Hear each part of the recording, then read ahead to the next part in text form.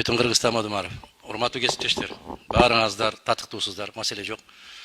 Бирок кечээ бир өкмөттүн мүчөсү келип, коллегаларды кагып, силкип, коркутуп, үркүтүп атса, дың деген бир киши чыкпады бул жерден.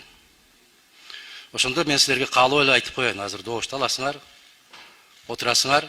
Жогорку кеңештин бир депутатына, же өкмөттүн мүчөсү, же башка жактан бир сөз келип, регламентти бузуп, мамлекеттик жетекчинин этикасын бузуп, ким болсо ошол болсун ал жерден атырылган болсо, урматтуу төрага жана болочок орун басарлар, ордуна коюп коюш силердин милдетиңер.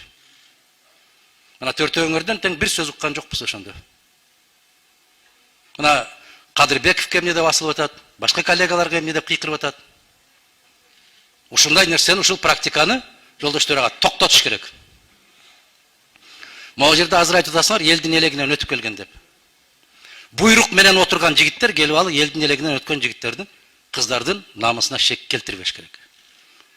Эгер этиканы билбесе, ордуна коюп, сиз айтып коюшуңуз керек. Мен ушул каалоону айтам. Фракциялардын азыр бир суроо берсем, жогору жактан эмне десе ошондой чечилет да деген, ошол позицияны токтотуп, кече элдин алдындагы берген убадага бекем туруп, мыйзамды, конституцияны кыйшайбастан аткарабыз деген ишиңер болсо, ийгилик каалайм. Биринчиден, экинчиден, бул чоң фракция, бул кичүү фракция, силерсиз деле чечебиз деген позициядан алыс болушуңарды каалайм. Ишиңер калыс болсун, эмгегиңер адал болсун, элдин алдындагы берген убаданы биринчи кезекте алдыңарга коюшуңар керек дагы. Анан чоңдор эмне деп атат экен дегенге кетсеңер, анда өз абийирибиз өзүбүздүн колубузда болот. Рахмат.